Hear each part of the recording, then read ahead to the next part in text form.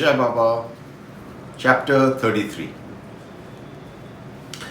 There was a man by the name of Sathe. He was an affluent person, but he had suffered great financial losses in business. He got disillusioned with life and became saddened by the futility of existence. A friend of his suggested that he go to Shirdi and take Sai Baba's darshan, as spending time with a saint would balm the heart and settle the mind. People from far and wide come to Sainath. The agitation in your mind will settle. If Baba takes mercy on you, this pain and anxiety afflicting you will surely disappear. Surrender at his feet. He seeks nothing but love and true surrender. Ask of him nothing but his grace and his love. That is all we truly need. He is the God that resides in Shirdi. Go, prostrate yourself at his feet. All of a sudden, Sathe felt light in the heart. He saw a glimmer of hope in the form of Sai Baba of Shirdi. He set off for Shirdi, and as soon as he arrived at Shirdi, he immediately prostrated at the feet of Baba. Just being in Baba's presence calmed his agitated mind. He was at peace. When he was in front of Baba, he felt that he should commence reading the Guru Charitra. He began to read the holy book, and on the seventh night, when he had completed reading the holy book, Baba appeared in his dreams with the Guru Charitra in his hand. Baba began to read from the book and explain the book in great detail to Sathe. Sathe woke up in the morning, cleansed of all anxiety, humbled that Sai Baba himself had come in his dream and explained the Guru Charitra to him.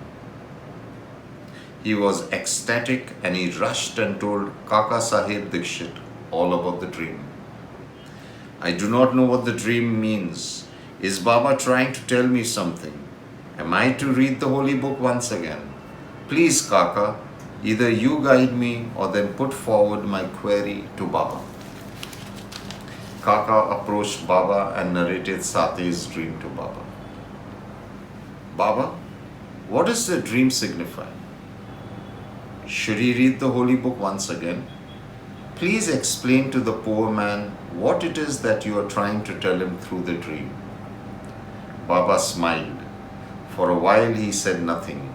Then Baba looked at Kaka and Sathe. Let him read the sacred book once again. By reading it once more, he will be free from Maya and the bondage of cause and effect.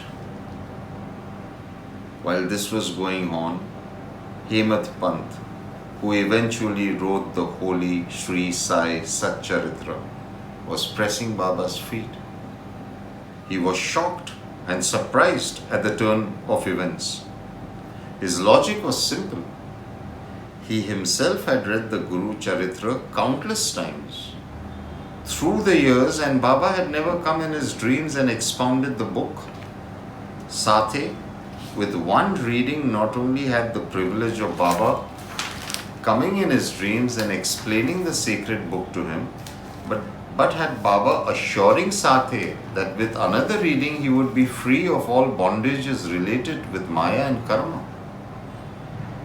Hemat Pant mused that in just 7 days Sathe had been blessed by Baba, while he had been in Shirdi serving Baba for 7 years and reading the same book for 7 years with no such result. Baba knows all. He looked at Hemat Pant and smiled. You can now go to Shamya and ask him for 15 rupees. Spend some time with him, talk to your heart's desire, and then get me whatever Shamya gives you for me. Hemat Pant immediately stood up and left for Shama's place. He entered Shama's house to see that the latter had just finished having a bath and was getting dressed in new clothes. Shama was arranging his dhoti and chanting a prayer all the while. Shama noticed that Hemat Pant was not his usual calm self. There was some restlessness clearly visible on his face. Is all well with you? How come you are here and not in the mosque with Sai? Why do you seem so restless and agitated? Hemant Pant assured Shama that all was well. That is good. Make yourself some pan while I say my prayers and then I will join you. Hemant Pant looked around the house and noticed that the holy Nath Bhagavad Pothi, a sacred book, was kept on a windowsill. He opened the book and to his surprise it opened to the very same page that he had read up to early this morning while he was at home.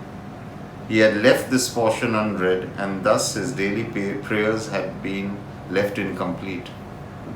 The very page he had neglected for some reason, Baba Sai wanted him to read the same page that he had neglected and thus complete his daily prayer routine. Let us now talk about Nath Bhagavat. Baba was very fond of this sacred book. This book has been written by Eknath Maharaj and it comprises of the dialogue between Lord Krishna and Uddhav. Baba would tell his devotees that those who read this Pothi, the Nath Bhagavat, need not go to a forest to meditate in search of God. By reading this Pothi, God himself would come to the earnest reader. Baba would make many people read this sacred book along with Gyaneshwari and or Bhavarat Deepika.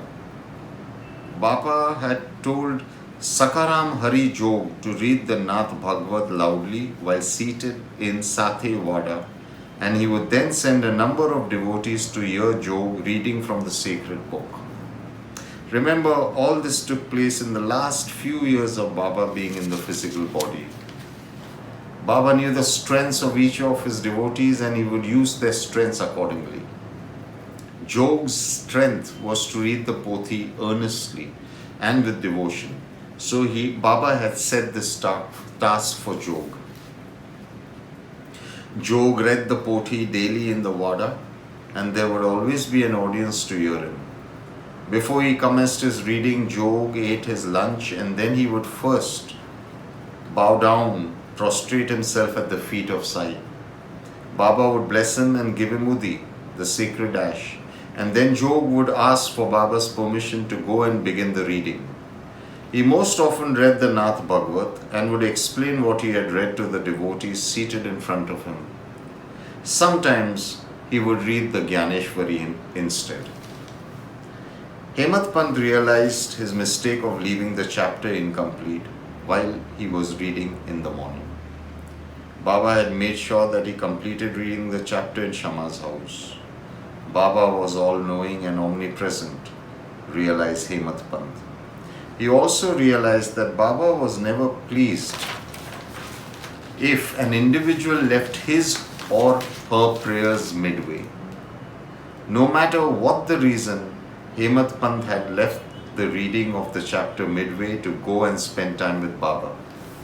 He realized that Baba did not approve of such an action and thus he in his infinite wisdom had made sure that Hemant Pant went and completed the unfinished task. We shall continue with this story in the next chapter. Peace be to all. May Baba bless us so that we finish all our earthly duties with calmness and faith. Jai Sai.